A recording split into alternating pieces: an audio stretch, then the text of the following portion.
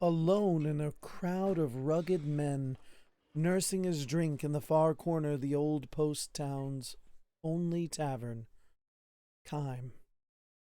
A single man strides in through the cavern door. Massively built, he wears the garb of a warrior. His soiled uniform bespeaks a long journey. Fatigue marks his face, but his eyes wear a penetrating gleam, the look of a fighting man on active duty. A hero's return. The tavern's din hushes instantly. Every drunken eye in the place fastens on the soldier with awe and gratitude. The long war with the neighboring country has ended at last, and the men who fought on the front lines are returning to their homes. So it is with this military man.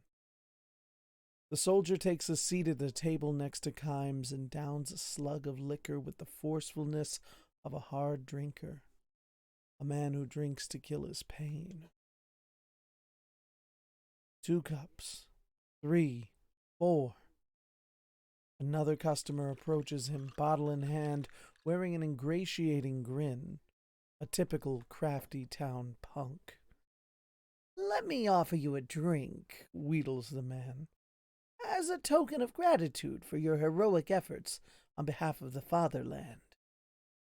The soldier unsmilingly allows the man to fill his cup. "How was it at the front? I'm sure you performed many valiant deeds on the battlefield." The soldier empties his cup in silence. The punk refills the cup and adopts an ever more fawning smile. "Now that we're friends, how about telling me some war tales? You got such big, strong arms. How many enemy soldiers did you kill?" Without a word, the soldier hurls the contents of his cup into the man's face. The punk flies into a rage and draws his knife.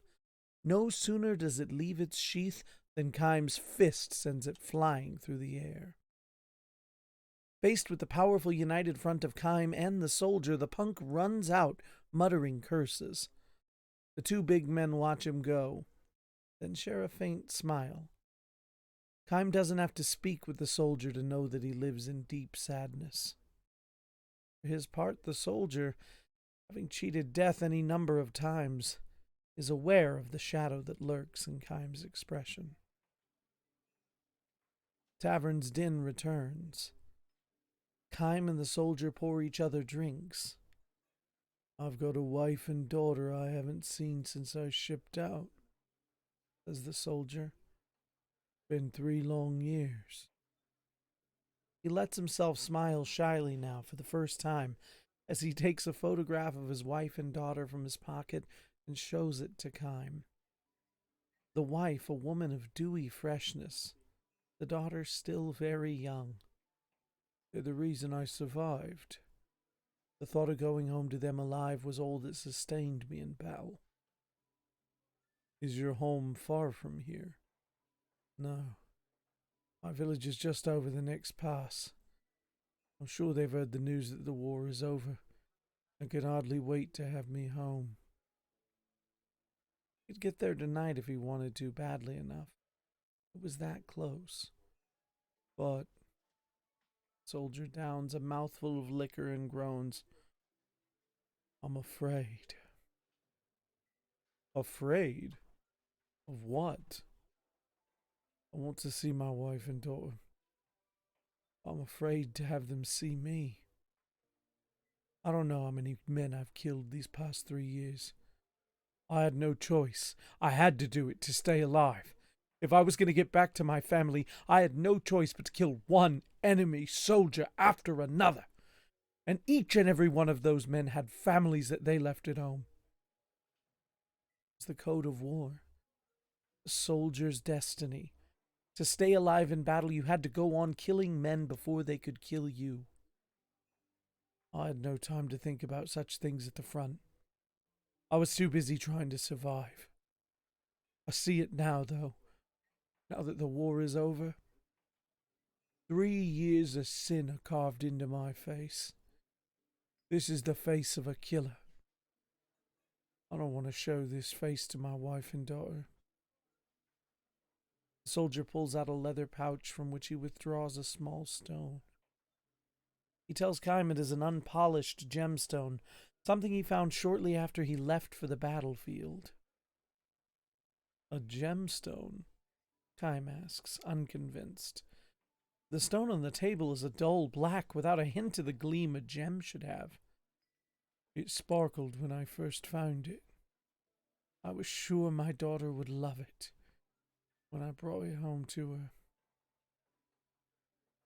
Gradually, though, the stone lost its gleam and turned cloudy. Every time I killed an enemy soldier, something like the stain of his blood would rise to the surface of the stone. As you can see, it's almost solid black now after 3 years. The stone is stained by the sins I've committed. I call it my sin stone. You don't have to blame yourself so harshly, says Kime. You had to do it to stay alive. I know that, says the soldier. I know that, but still. Just like me, the men I killed had villages to go home to, and families waiting for them there. The soldier then says to Kime, You too, I suppose. You must have a family. Kime gives his head a little shake. Not me, he says. No family. A home village, at least. I don't have any place to go home to. Eternal traveler, eh? Uh-huh. That's me. Soldier chuckles softly and gives Kime a sour smile. Hard to tell how fully he believes what Kime has told him.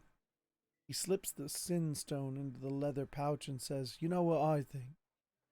If the stone turned darker every time I took a life, it ought to get some of its gleam back every time I save a life. Instead of answering, Kime drains the last drops of liquor from his cup and rises from the table. The soldier remains in his chair, and Kime, staring down at him, offers these words of advice. If you have a place you can go home to, you should go to it. Just go, no matter how much guilt you may have weighing you down. I'm sure your wife and daughter will understand. You're no criminal, you're a hero. Fought your heart out to stay alive. Glad I met you, says the soldier. I needed to hear that. He holds his right hand out to Kime, who grasps it in return. I hope your travels go well, says the soldier. And your travels will soon be over, says Kime with a smile, starting for the door. Just then the punk charges at Kime from behind, wielding a pistol. Watch out! Bellows the soldier and rushes after Kime. As Kime whirls around, the punk takes aim and shouts, You can't treat me like that, you son of a bitch! The soldier flies between the two men and takes a bullet in the gut. And so, as he desperately wished to do, the soldier has saved someone's life. Ironically, for the life of Kime, a man who can neither age nor die, but the soldier has traded his one and only life. Sprawled on the floor, nearly unconscious, the soldier thrusts the leather pouch into Kime's hand. Look at my sin stone, will you? Maybe, he says, chuckling weakly. Some of its shine has come back. Blood spurts from his mouth, strangling the laugh. Kime looks inside the bag and says, It's sparkling now. It's clean. It is, gasps the soldier. Good. My daughter will be so glad. He smiles with satisfaction and holds his hand out for the pouch. Gently, Kime lays the pouch on the palm of his hand, and folds the man's fingers over it. The soldier draws his last breath, and the pouch falls to the floor. The dead man's face wears a peaceful expression.